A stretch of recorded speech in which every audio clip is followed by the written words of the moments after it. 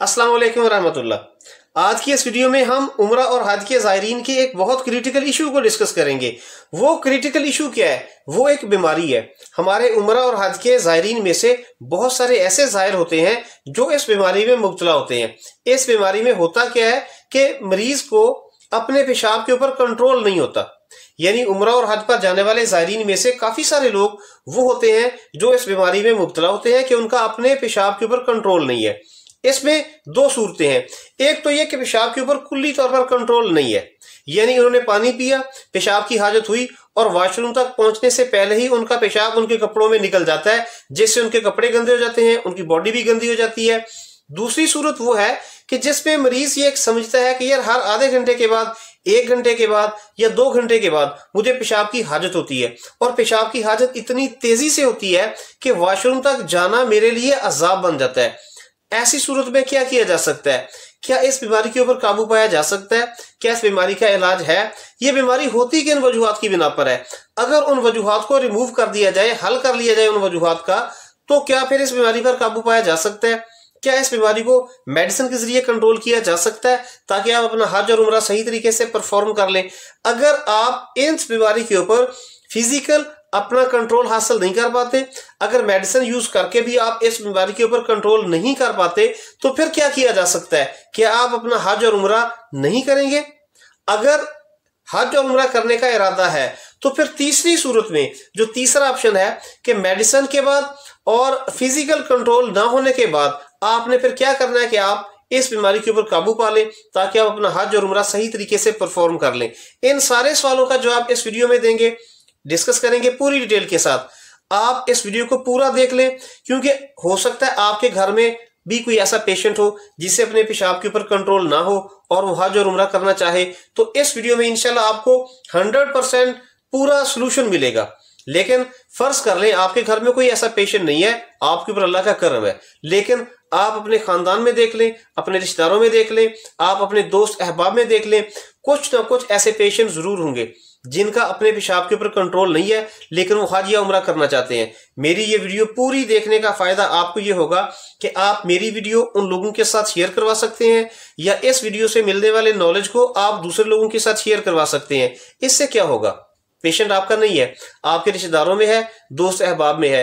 अगर वो आपकी एडवाइस सुन के या आपने अगर मेरी वीडियो शेयर करवा दी तो उस वीडियो को देख के अगर उसने अपने पेशाब के ऊपर कंट्रोल हासिल कर लिया, फिर वो हज और उम्रा परफॉर्म करने के लिए चला गया, उसने इस वीडियो में दी गई नसीहतों में से किसी एक एडवाइस को मान लिया और अपना उम्रा और हज सही तरीके से कर लिया, तो मुझे 100% यकीन है कि आप उसके हज और उम्रे का सवाब घर बैठे मुफ्त में हासिल कर सकते हैं।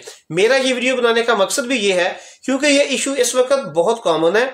कोई ही घर शायद ऐसा हो जिसमें कोई ऐसा बुजुर्ग, ऐसा फर्द, मर्द या औरत, कोई ऐसी ना हो जिसको ये मसला हो और वो हज और उम्रा करना चाहता हो लेकिन परेशान हो के करे क्या।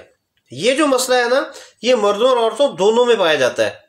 आजकल शायद ही कोई घर ऐसा हो जिस घर में कोई ऐसा मर्द या औरत मौजूद ना हो जिसके साथ ये मसला ना हो, यानी पेशाब का कंट्रोल ना होना। अगर आपके घर में, आपके मोहल्ले में, आपके रिश्तेदार और खानदान में, आपके दोस्तों में कोई ऐसा पेशेंट है तो आप उसके साथ मेरी ये वीडियो भी शेयर करवा सकते हैं, या इस वीडियो में जो मैं आपको नॉलेज दे रहा हूं, जो आपको एडवाइस कर रहा हूं, वो बातें भी शेयर करवा सकते हैं। ये आपके लिए सदका जारिया होगा। और मैं ये वीडियो रिकॉर्ड भी इसी नीयत से कर रहा हूं कि ये मेरे लिए और आपके लिए सदका जारिया बन जाए। हम वीडियो की तरफ आते हैं कि ये जो मसला है ना कि पेशाब कंट्रोल ना होना, ये मसला होता क्यों है। सबसे पहले तो मैं आपको ये बताऊं कि जो शुगर के पेशेंट होते हैं ना, और शुगर के पेशेंट भी वो लोग जिनकी शुगर कंट्रोल नहीं होती, लंबे अरसे तक अगर शुगर कंट्रोल नहीं है, शुगर मुसलसल हाई रहती है, या अगर आप बदपरहेजी करते हैं, मीठे का इस्तेमाल नहीं छोड़ते, आपकी शुगर आपके कंट्रोल में नहीं है, ये पेशेंट जो है ना, इनका अपने पेशाब के ऊपर जो कंट्रोल है ना वो बहुत कम हो जाता है, लूज कंट्रोल होता है। पेशाब की जैसे इनको हाजत होती है ना तो ये फौरी तौर पर वॉशरूम तलाश करते हैं। अगर वॉशरूम तक पहुंचने में देर लग जाए तो फिर इनको बड़ी दिक्कत होती है, इनके कपड़े भी खराब हो सकते हैं।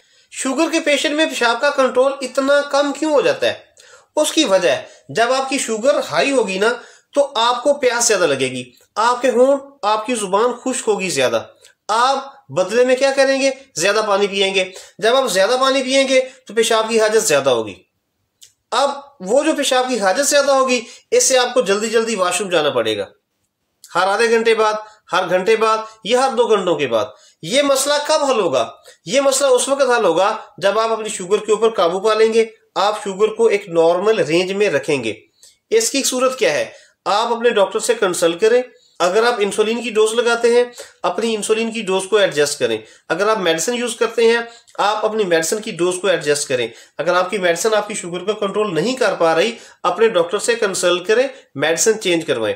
आपकी मेडिसिन या आपकी इंसुलिन शुगर उस वक्त कंट्रोल करेगी जब आप अपनी डाइट के ऊपर भी ध्यान देंगे। आपने परहेज करनी है, मीठे से परहेज करनी है। डॉक्टर से कंसल्टेशन के बाद आप अपना डाइट प्लान बनाएं, आप अपनी इंसुलिन की या अपनी मेडिसिन की डोज को एडजस्ट करें। फिर आप अपनी फास्टिंग एंड रैंडम शुगर को रेगुलर बेसिस के ऊपर चेक करें। एक HbA1c का टेस्ट करवा लें। ये HbA1c का टेस्ट 3 महीने का टेस्ट होता है।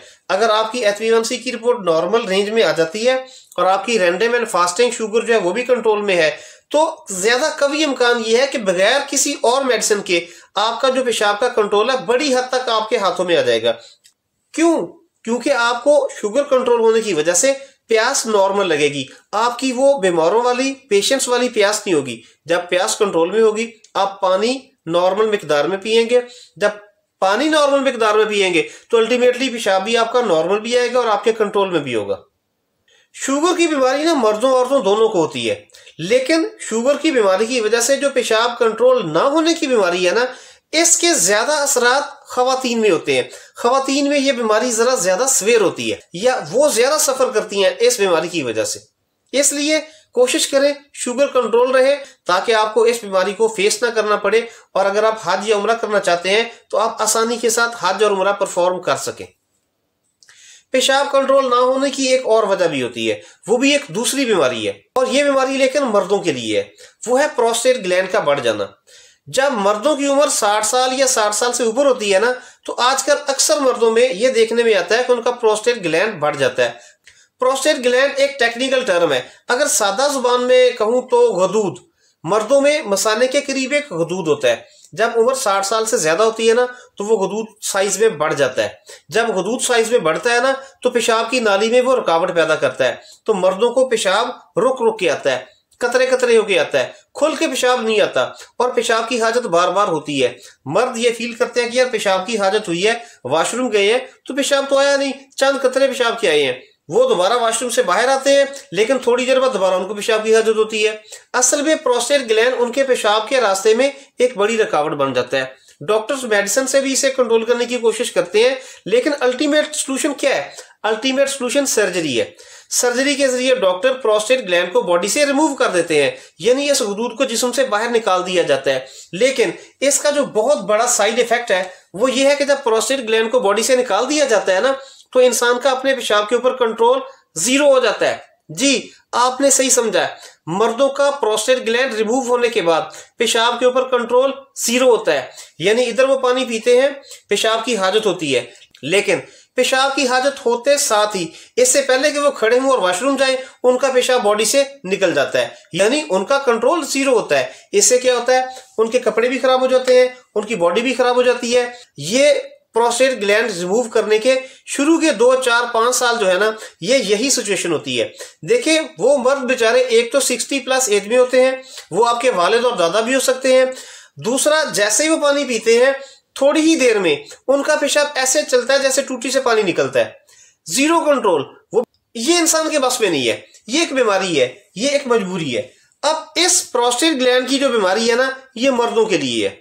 इसका कंट्रोल कैसे किया जा सकता है?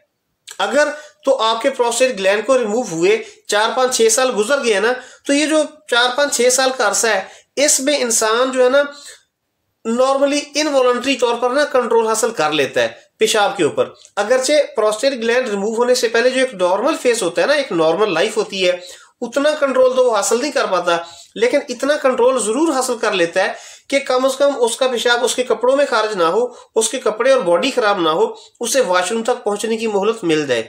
लेकिन अगर आपके 5-6 साल के अरसे के दौरान में आपने पेशाब के ऊपर इतना कंट्रोल कर लिया है कि आपको जब पेशाब की हाजत होती है तो आप वॉशरूम तक चले जाते हैं, लेकिन फिर भी अगर आप हज पर जा रहे हैं ना, तो जो हज के 5 दिन है, जब आप मैदान अरफात में, मिना मुज़दलिफा में, उन खैमों में क़याम करते हैं जहां पे वॉशरूम की तादाद बहुत थोड़ी होती है और वॉशरूम के बाहर एक लंबी लाइन लगी होती है, तो आपका पेशाब के ऊपर इतना कंट्रोल नहीं है कि आप उस लंबी लाइन के खत्म होने का इंतजार कर लें और फिर कपड़े खराब हुए बगैर और आपकी बॉडी खराब हुए बगैर आप वॉशरूम तक पहुंच जाएं और अपनी उस हाजत को पूरा कर लें। नहीं, इतना कंट्रोल नहीं होता। पेशाब इससे पहले खारिज हो जाएगा, आपके कपड़े खराब कर देगा, आपकी बॉडी खराब कर देगा। अब मसला तो है, एक बीमारी है, इसका हल क्या है? जी इसका हल है, इसका हल जो है ना, वो सबसे पहले तो मैं आपको बताऊं कि आप अपने डॉक्टर से कंसल्ट करें।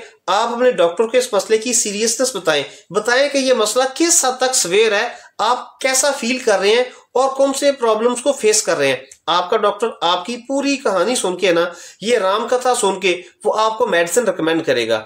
आप मेडिसिन वो यूज करें, उससे क्या होगा कि पेशाब के ऊपर आपका कंट्रोल बहुत बेहतर हो जाएगा।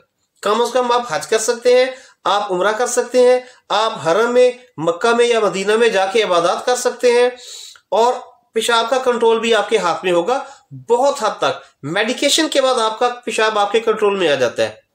अगर आपके पास डॉक्टर की सहूलत मौजूद नहीं है, अगर आपका कोई बाकायदा प्रॉपर डॉक्टर नहीं है, या आप इस वक्त इस फेज पे है कि फिलहाल किसी डॉक्टर से कंसल्ट नहीं कर सकते, तो मैं आपको मेडिसिन रिकमेंड करता हूं। मैं आपको 2 या 3 किस्म की टैबलेट बताता हूं। आपने तीनों किस्म की टैबलेट इस्तेमाल नहीं करनी। आपने इनमें से कोई सी भी एक टैबलेट अगर आपको मिल जाती है ना, आपने 10 mg वाली और 25 mg वाली 2 किस्म की ये टैबलेट होती हैं। आपने 10 mg वाली टैबलेट नहीं लेनी, आपने 25 mg की टैबलेट लेनी है और डेली एक टैबलेट यूज करनी है।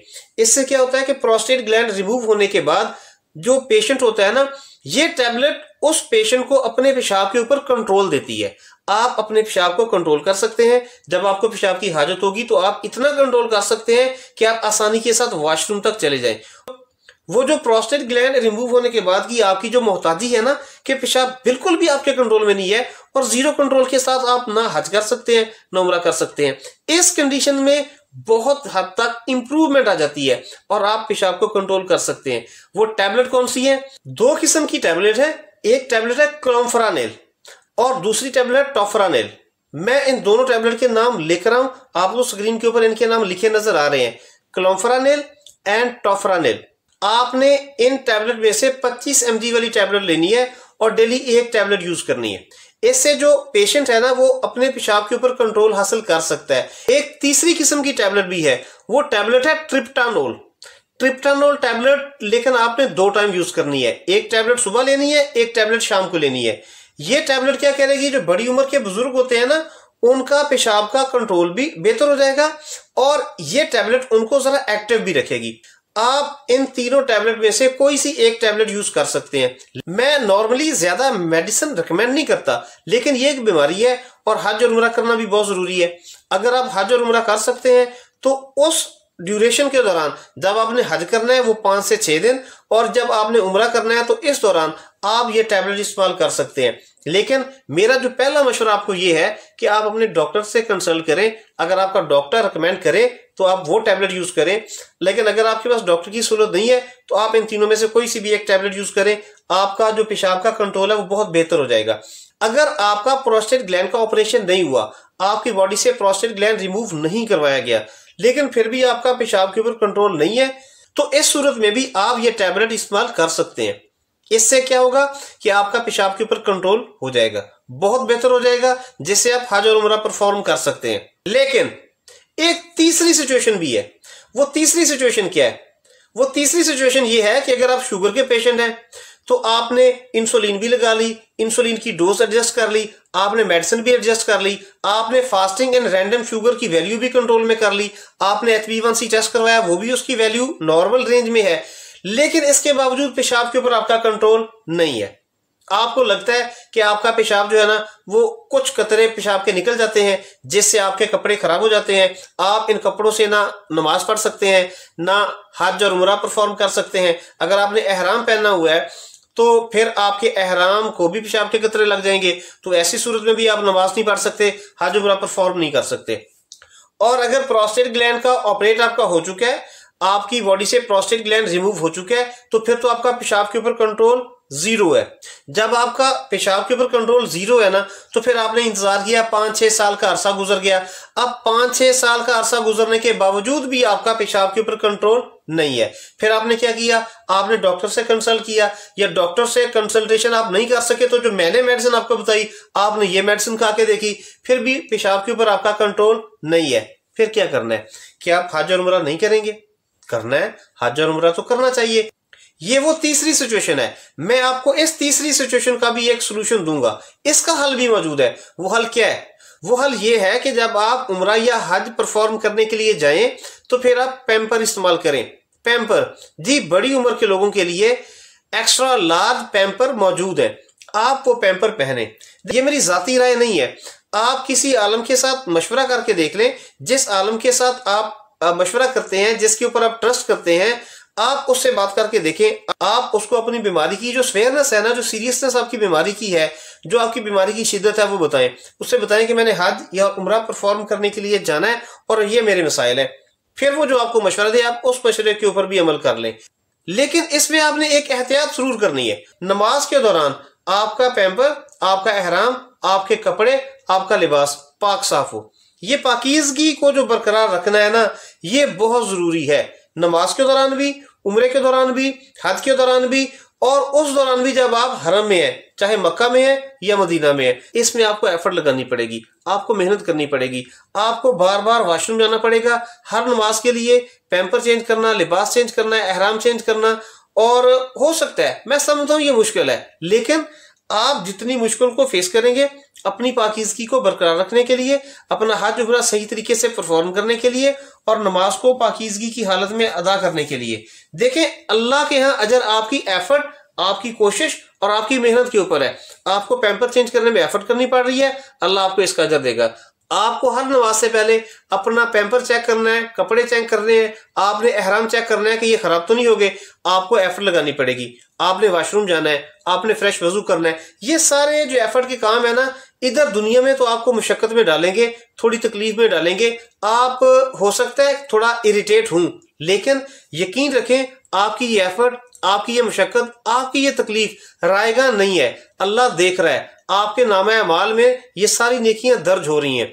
लेकिन इन नेकियों का आपको कब एहसास होना है, कब पता चलता है? जब क़यामत के दिन आपके नामा अमाल आपके सामने पेश किए जाएंगे और जब अमाल के तराजू में आपके अमाल तोले जाएंगे ना, तो आपको पता चलेगा कि आपकी इस एफर्ट, आपकी इस मशक्कत, आपकी इस तकलीफ जो आपने अभी बर्दाश्त करनी है ना, उसका कितना बड़ा अजर सवाब आपको वहां क़यामत के दिन मिलेगा। कोशिश करें आपकी बीमारी आपके ऊपर हावी ना हो सके, आप हज और उम्रा परफॉर्म करने से रह ना जाएं। 3 तरीके हैं, मैं मुख्तसर खुलासा बयान कर देता हूं। शुगर पेशेंट अपने पेशाब के ऊपर कंट्रोल नहीं पा सकते, वो क्या करेंगे? वो अपनी शुगर को कंट्रोल करेंगे, अपनी इंसुलिन, अपनी मेडिसिन की डोज को सेट करेंगे, अपना HbA1c की रिपोर्ट करवाएंगे और उसकी वैल्यू नॉर्मल रेंज में लेके आएंगे, अपनी फास्टिंग और रैंडम शुगर को कंट्रोल करेंगे। इससे शुगर के पेशेंट अपने पेशाब के ऊपर बहुत हद तक कंट्रोल पा सकते हैं। दूसरी सूरत यह है कि अगर आप प्रोस्टेट ग्लैंड के पेशेंट हैं और आपकी बॉडी से प्रोस्टेट ग्लैंड को रिमूव कर दिया गया है और आपका पेशाब के ऊपर कंट्रोल 0 है, फिर आपने मेडिसिन यूज करनी है। मेडिसिन आपने अपने डॉक्टर से कंसल्टेशन के बाद यूज करनी है, इससे पेशाब के ऊपर आपका कंट्रोल हो जाएगा। लेकिन फर्ज कर ले आपने शुगर कंट्रोल कर ली, आपने प्रोस्टेट ग्लैंड के ऑपरेट के बाद मेडिसिन भी यूज कर ली, फिर भी पेशाब के ऊपर आपका कंट्रोल नहीं है। फिर आपने क्या करना है? आपने फिजिकल एक्टिविटी करनी है, आपने पैम्पर यूज करना है, आपने हर नमाज से पहले ताज़ा वजू करना है, पैम्पर चेंज करना हो तो पैम्पर चेंज करना है, अपने लिबास एहराम को पाक रखना है, अपनी बॉडी को पाक रखना है। ये एक्स्ट्रा एफर्ट, ये एक्स्ट्रा मेहनत, ये जो एक्स्ट्रा तकलीफ और मुशक्कत आप बर्दाश्त करेंगे, अल्लाह के यहाँ इसका बहुत अजर है। उस अजर को फोकस करना है। ये मुशक्कत, ये तकलीफ खत्म हो जाएगी, लेकिन वो अजर और नेकी खत्म नहीं होगी। अगर आपको मेरी बातें समझ आ गई हैं, मेरी ये नसीहतें, मेरी ये एडवाइसेस आपको पल्ले पड़ गई है ना, तो आपने मेरी वीडियो को लाइक करना है, शेयर करना है, इसे अपने दोस्तों में, अपने फ्रेंड्स में शेयर करवाना है। और आपने जो इन्फॉर्मेशन इस वीडियो से हासिल की है ना, बेशक इस इंफॉर्मेशन को काउंटर चेक कर लें, इस इंफॉर्मेशन को दूसरे लोगों के साथ शेयर करवाएं। अगर आपकी बातें सुन के, अगर आपने मेरी वीडियो शेयर करवा दी किसी के साथ, तो इस वीडियो को सुन के अगर कोई बंदा अपनी इस बीमारी के ऊपर काबू पाकर हज करने के लिए, उम्रा करने के लिए चला गया, या इधर अपने अपने मुल्क में रहते हुए भी वो अपनी नमाज में, अपने रोज़ों में, अपने इबादत के औकात में पाकीज़गी इख्तियार करने में कामयाब हो गया, तो इन लोगों की सारी नेकियों में आपका हिस्सा और मेरा हिस्सा यकीनी है। मेरा नाम आसिफ है। मिलते हैं इंशाल्लाह नेक्स्ट व्लॉग में। अस्सलाम वालेकुम। पाकिस्तान जिंदाबाद।